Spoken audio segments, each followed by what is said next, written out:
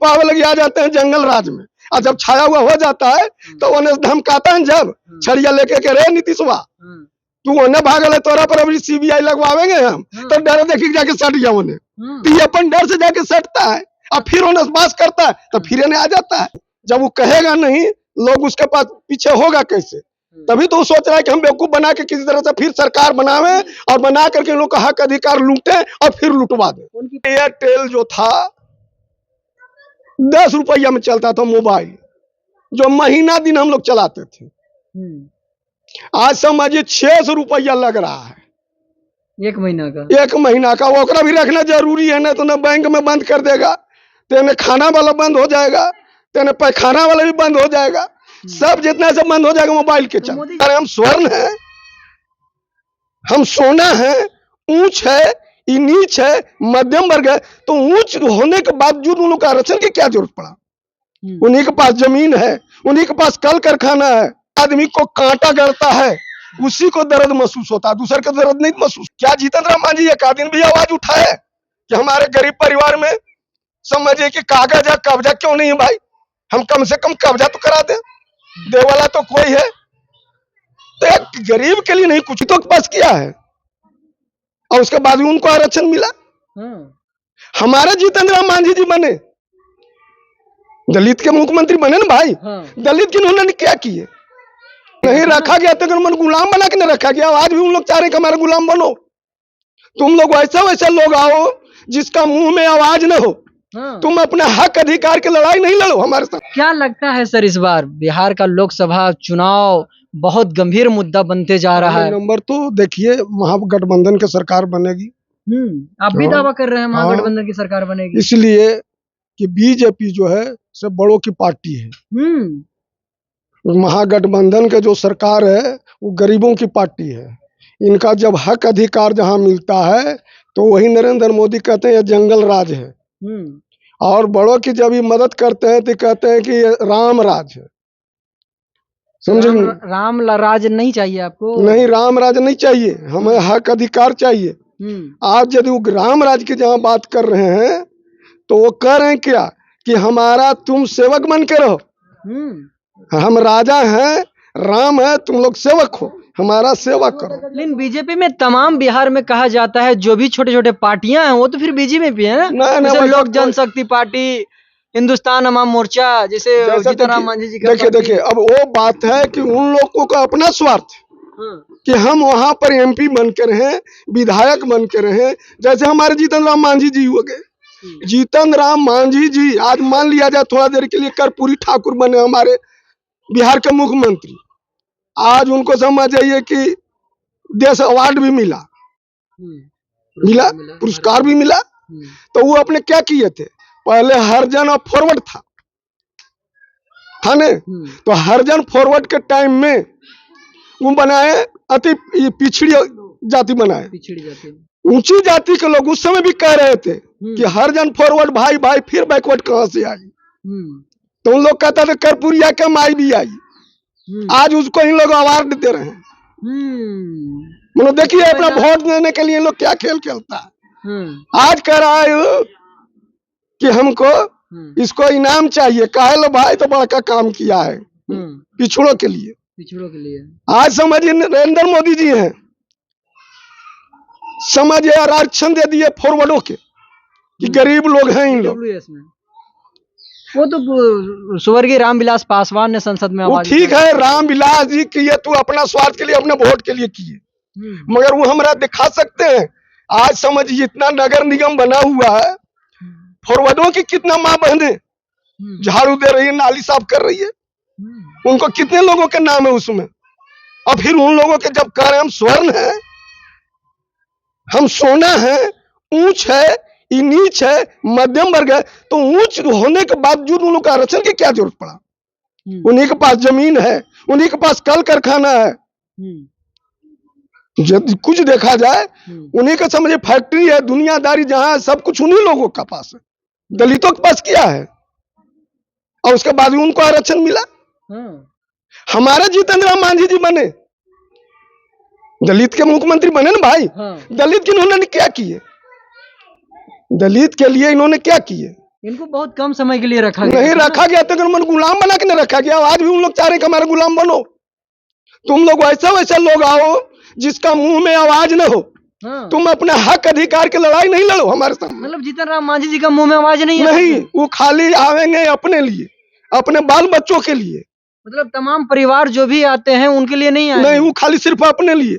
यदि अपने लिए नहीं आए, दलितों के लिए आए, तो दलित के समाज भूमिहीनों के कांग्रेस के टाइम में बड़ों बड़ों लोगों से जिनका जमीन था उसको गैरमजरूआ कर दिया गया था, बिहार सरकार में लगा दिया गया था और बिहार सरकार से इनको भूमि वितरण करके मिला।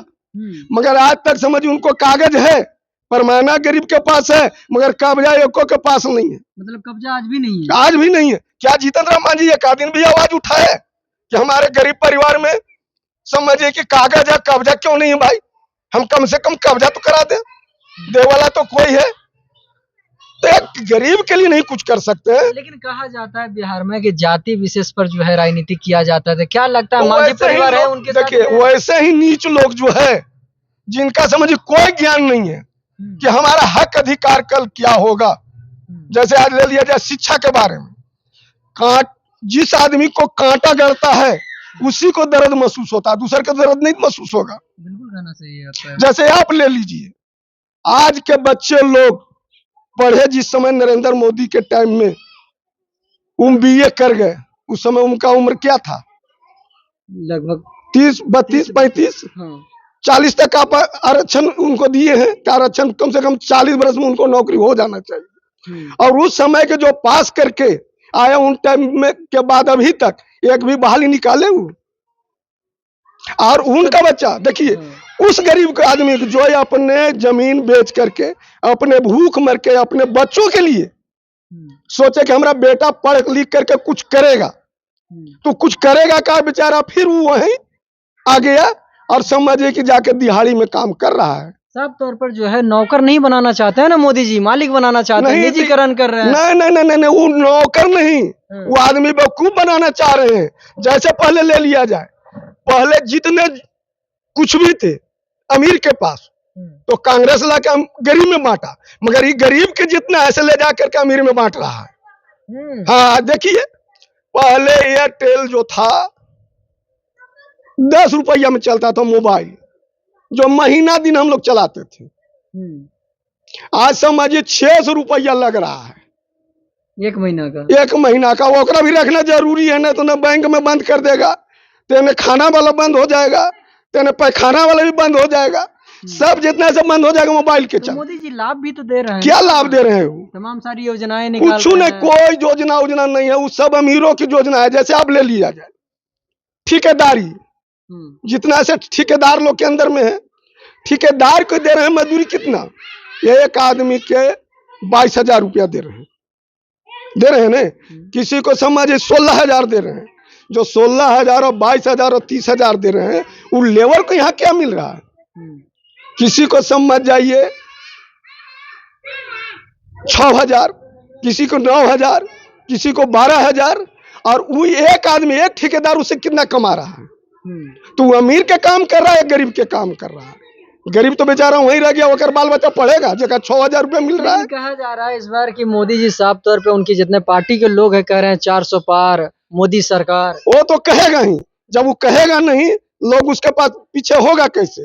तभी तो वो सोच रहा है कि हम बेवकूफ बना के किसी तरह से फिर सरकार बनावे और बना करके लोग का हक अधिकार लूटे और फिर लुटवा दे। उनकी पार्टी की एक और बड़ी बात है कि नारे लगते हैं और कहा जा रहा है कि संविधान में संशोधन किया जाएगा, कुछ ऐसे चीज मूलभूत है जो नहीं होना चाहिए। जैसे आप ले लिए जाए कि आज चिराग पासवान नरेंद्र मोदी के साथ हैं, हनुमान है, हनुमान बने है, मगर वही रामविलास जी कहते थे का भारत झूठ पार्टी, देखते थे कि नहीं? लेकिन दलित जो है हनुमान बनना क्यों चाहते हैं, राम क्यों नहीं बनना चाहते? सिर्फ समझिए अपने आप की कमी है उन लोगों के पास में। यदि वही समझदारी आ जाता तो अपने आप राम बन ही जाता। जैसे हक अधिकार की लड़ाई में भी आगे रहता ही, और वही हक अधिकार लेकर के अपने आप को आगे बन जाता है, पीछे हो जाता है। उनको सामने इनको खड़ा होने का मौका नहीं मिलता है। जैसे आप ले लिया जाए, कुछ दिन पहले आप देखे थे जिस समय लालू जी नहीं थे, कुर्सी छोड़ दीजिए, जो इस इंसान का खटिया था वो खटिया भी होकर नहीं था, होकर खटिया भी देख के उसको देख के उठ जाना चाहिए। आज जब ये आए तो कहे जंगल राज हो गया, कहे वो हक अपन खटिया पर बैठे का अधिकार मिल गया। लालू जी के आवे से खटिया पर अधिकार मिल गया, इसलिए वो जंगल राज में कहा वो हक अधिकार मिल गया। यही नरेंद्र जी करवा रहे हैं और करे में लगे हुए हैं। पासवान 5 सीट आखिर क्यों लिए? जो इनका पिताश्री जो है 6 सीट लेते थे। वो तो उनका ही अपना मामला है, हमको चिराग से क्या लेना और नीतीश से क्या लेना देना। वो तो देख रहे नीतीश जी अपने सर छिपावे लगी, समझिए कि आ जाते हैं जंगल राज में। जब उनको मोमो कर लगता है लोग ने तो सर छिपावे लगी आ जाते हैं जंगल राज में, और जब छाया हुआ हो जाता है तो उन्हें धमकाता है जब छड़िया लेके के रे नीतीशवा तू उन्हें भागल है, तोरा पर अभी सीबीआई लगवावेंगे हम, तो डर देखी जाके सट गया उन्हें। तो ये अपन डर से जाके सटता है और फिर उन्हें पास करता है तो फिर इन्हें आ जाता है। मतलब कहीं ना कहीं सीबीआई का डर रहता है। बस देखिए नहीं आप, पहले एगो कोई मुखिया बन जाता था तो उसको जेल भेजने में बहुत प्रक्रिया होता था, देखते थे। मगर आज देखिए 4 गो मुख्यमंत्री के परेशानी करके रखे हुए, काहे कि कहीं लोग डरा के रखेंगे तब न जनता डर लगे, साला जब मुख्यमंत्री की नहीं है तो हमारा क्या होगा। तो इसलिए सबके डरा के रखो, इन लोग के डरा के वोट ले लो। तो जनता को आप क्या संदेश देना? हम तो जनता के यही करेंगे, जब भी वोट दो तो महागठबंधन के वोट दो, वही तुम्हारा हित के लड़ाई लड़ेगा और हक के लड़ाई लड़ेगा। नहीं तो इन लोग हक लूटेगा और दूसरों से लुटवा भी देगा। चलिए बहुत बहुत धन्यवाद आपका।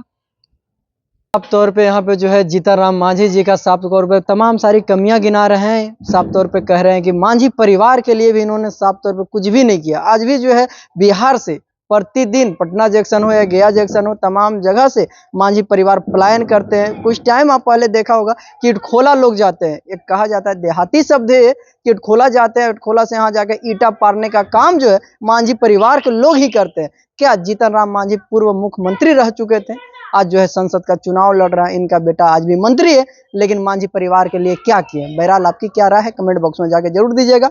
आप देख रहे हैं गौतम पासवान के साथ में पब्लिक जंक्शन। बहुत बहुत धन्यवाद आपका।